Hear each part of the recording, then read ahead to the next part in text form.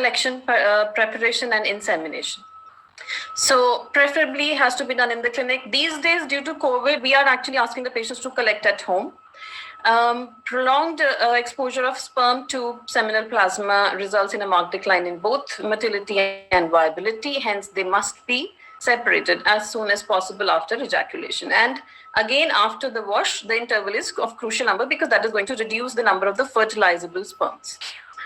So the parameters is we need at least volume of 0.2 to 1. Inseminating motile count post-wash should be at least more than 1 million. And more than 4%. I again would not stick to this morphology.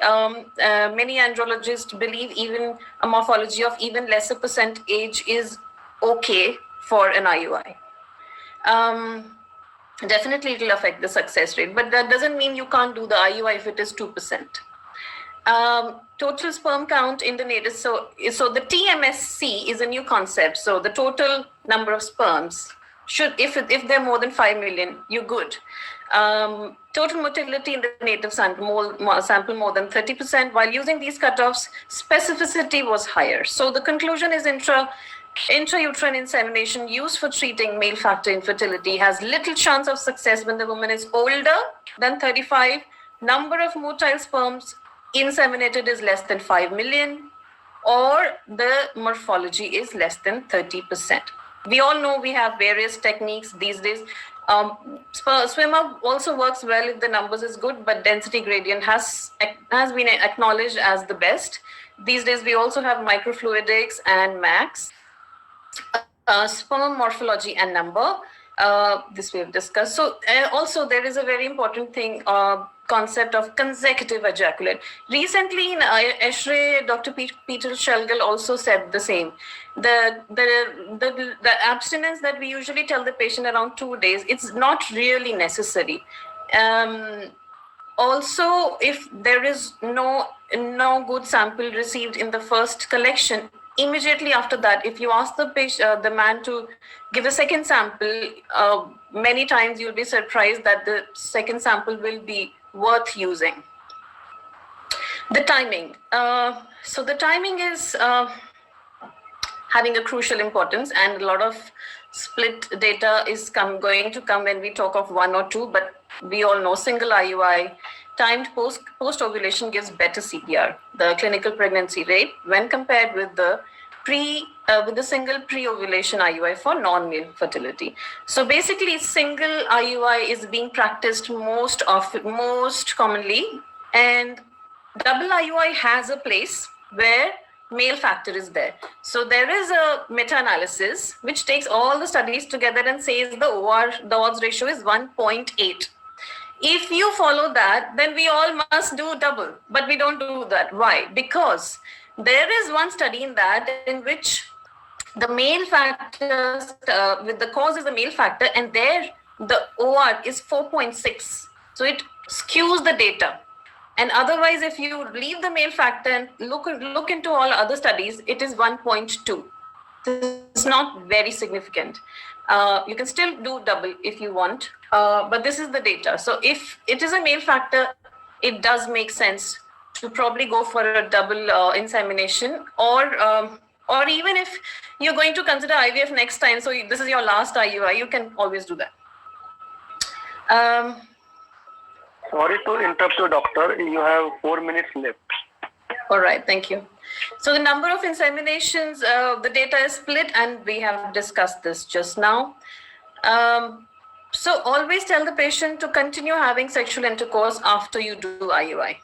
This is very interesting, and this actually tells us that IUI has done a comeback. There are 3 or 4 Cochrane databases who actually were saying a different thing earlier, and recently they have created an update, and now they're saying different things.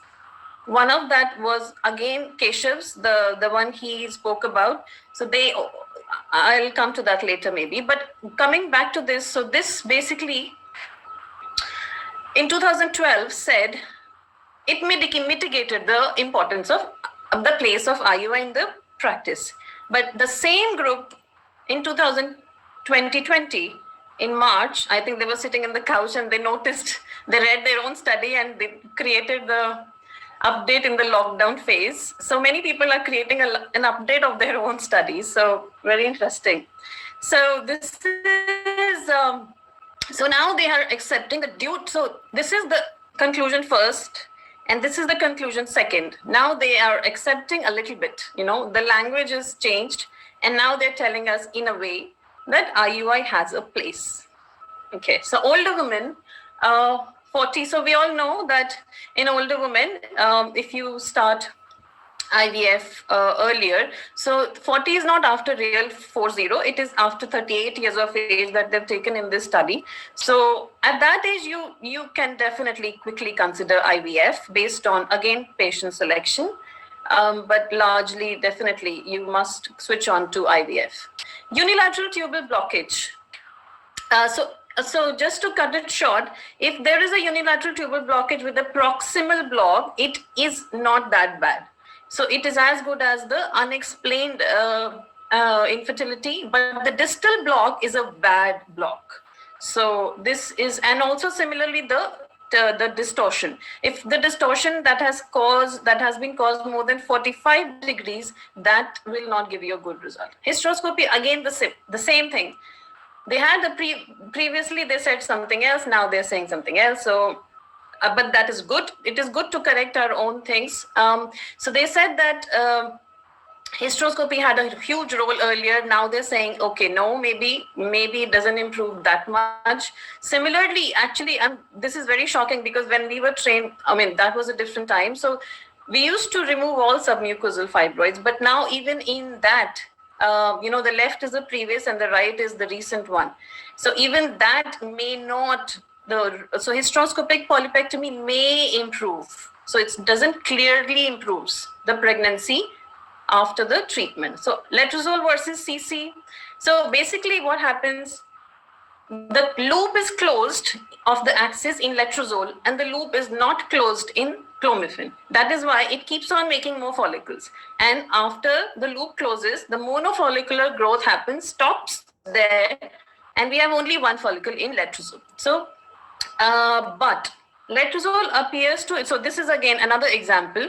So the same group in 2014 says, really advocates letrozole appears to improve birth rate, live birth rate, pregnancy rate. And then in 2018, they created an update and said that there is a high quality evidence of, first of all the merits why we use OHSs have been mellowed down.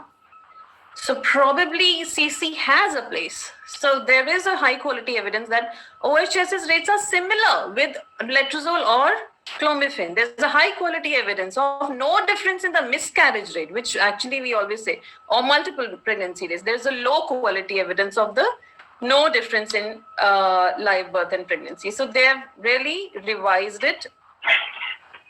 Thin endometrium. Sorry to interrupt, doctor. Your time is up. Dr. Asha, can I take a few more minutes? Anu, please continue. Thank you, Dr. Tandurwakar. So this is basically how do we modify and troubleshoot in this case. So when you are using a CC and the thin endometrium is there, what you can do is start CC earlier. Either you start on day 1 or you start even earlier the luteal phase of the previous cycle, or you decrease the dose, straightening. So we know the bladder filling does cause the straightening of the canal, and it does increase the pregnancy rate. Mucus aspiration definitely should be done. IUI should be done ultrasound guided. Protective factors.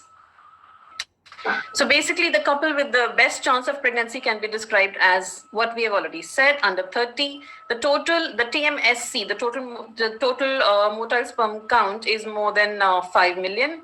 And the ideal stimulation, ideal meaning basically the right patient selection, there it has a place. So ideal stimulation cycle enables the recruitment of 2 follicles measuring more than 16 millimeters with an E2 more than 500. So we cancel the IUI when the E2 crosses 1500.